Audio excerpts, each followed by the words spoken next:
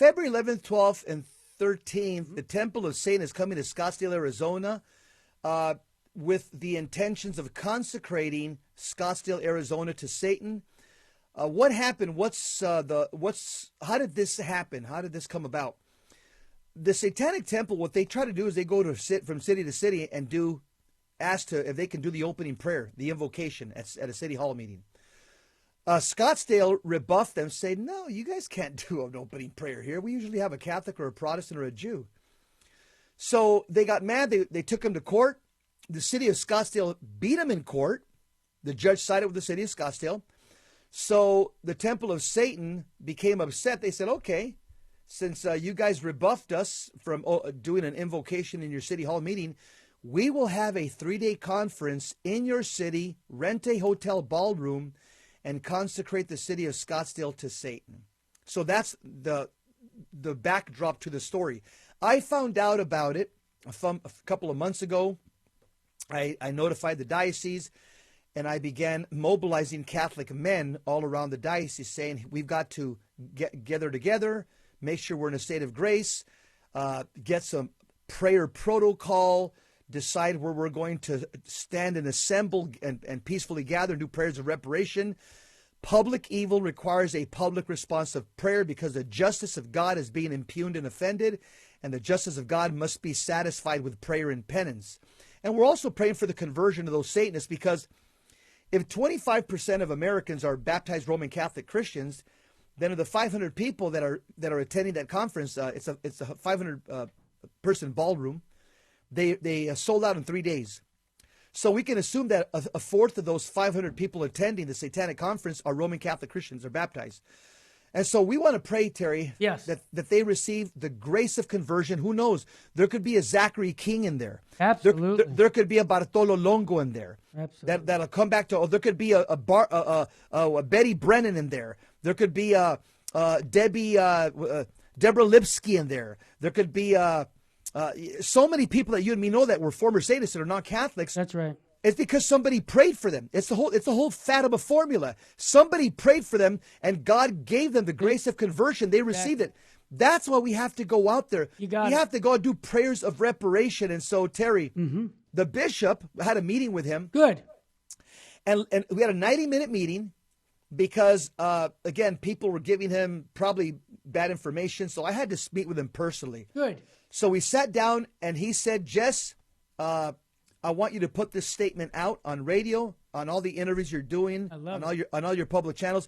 So here is what Bishop Olmsted has permitted me to say in public regarding our 90-minute meeting. Here, let me read it. How about, let me put my seatbelt on. Go ahead. This is with his permission. I love it.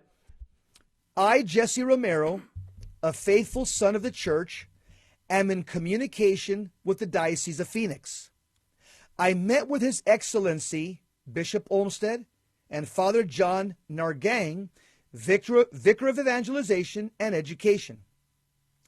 It was clarified at our meeting and agreed upon that assembling for prayer in front of the Saguaro Hotel on February 11th, 12th, and 13th falls under the definition of a prudential judgment.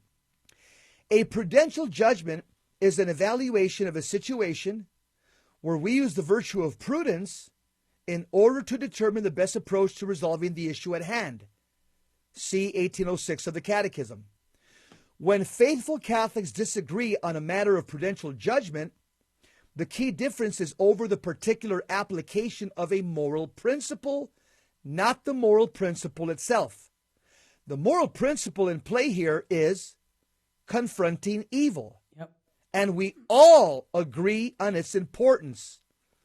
Bishop Olmsted has invited the faithful to apply this principle in this way, that all the churches in the Diocese of Phoenix for those 3 days have the exposed Blessed Sacrament, and everybody that can is praying in the churches for those 3 hours, Friday, Saturday, and Sunday. Bishop Olmsted also said for me, he agreed to this, that I could write this down, and I'm sharing it. Bishop Olmsted, this is with his approval.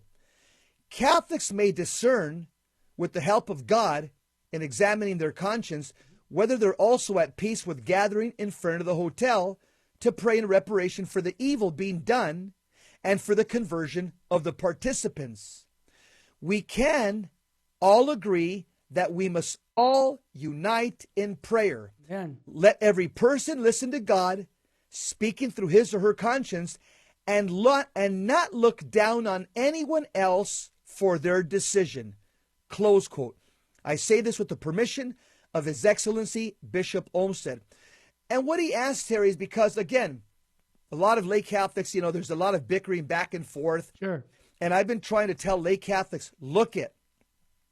This is kind of like, for example, a prudential judgment would be like, for example, the jab. Mm-hmm. Some Catholics are not going to get the jab, like me, like you. Mm-hmm. Some will get the jab.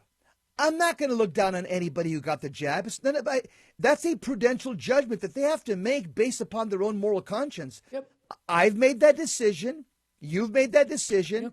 We don't look down on anybody for having done so. We just have our own reasons for not doing so, but we don't. And so the bishop just asked, I don't want any division of people looking down on people that are not there in the streets, that people are in the churches praying. I said, I welcome everybody praying. I said, I hope people are praying from churches. I hope all the churches are packed. I hope people are praying with me on the sidewalk with our rosaries, our Ark of the Covenant in our hands. And I hope for those that are homebound or have a lot of kids are praying from their houses like Jesus in Matthew chapter 6, or what Protestants call the war room. And so, Terry, this meeting, this 90-minute meeting that Anita and myself and Bishop Olmsted and Father John, our gang, that we had, it was a model of communication, respect, and unity that should be had when a bishop and a lay Catholic come together and discuss an issue.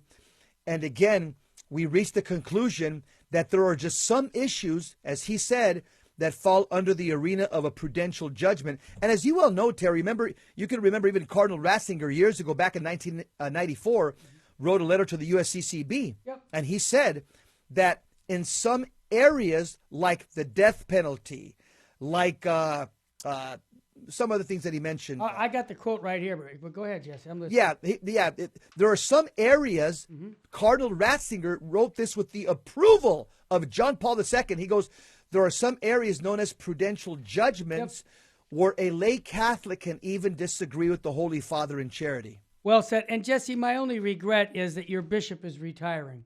Okay? Oh, you ain't. Because this guy is the real deal.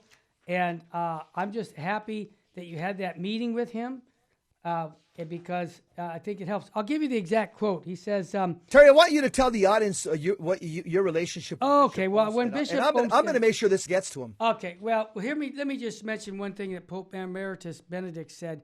Not all, I'm going to give the exact quote. Jesse summarized it. Not all issues have the same moral weight as abortion and euthanasia.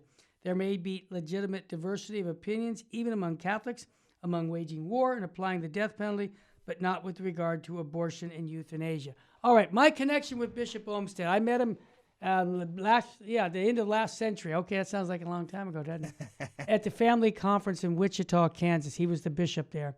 We hit it off. He was a wonderful man there. And then I got word in the early 2000s he was going to be transferred to Phoenix, Arizona, to take over that diocese. We were praying that he would come to L.A., but okay, Phoenix got him. Yeah. And he calls me up and says, Terry, I got a big problem on my hands. Can you help me? I said, of course. What do you need? He says, well, we need some cloistered nuns in my diocese praying because this is a fifth largest city in America. We don't have nuns praying. We don't have a cloister. That's my first line of work. I said, well, this guy's got it right. So I had just got off the phone hours before that phone call from the bishop, from Mike Wick from the Institute on Religious Life, saying that the Mother Angelica's sisters are looking for a home. If I knew of a bishop who would welcome them, let us know. And I said, well, yeah, that's pretty hard to connect the dots. So I called Mike and I said, hey, call Bishop Olmsted. He's looking for an order to come into his diocese. Well, they did. And of course, now they've been there for what, 20 years or 15, 20 years? Yes, they're the prayer power here. Yeah, and they're getting vocations. I've been out to their place in, is it Tonopah? Tonopah.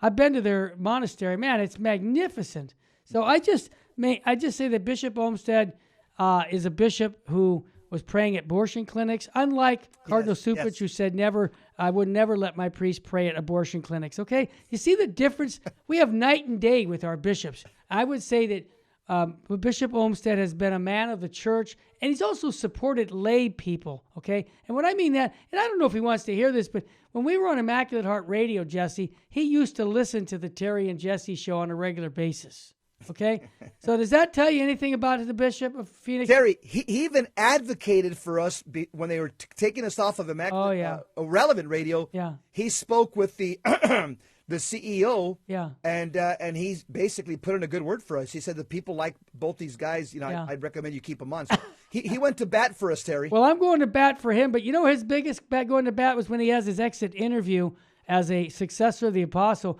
Look what he's done to that Diocese of Phoenix in the years that he's been there. It's basically been renewed. You've got a bunch of good Orthodox young priests who have just said, you know what? We've got a real true shepherd, a father. That is what a bishop should be.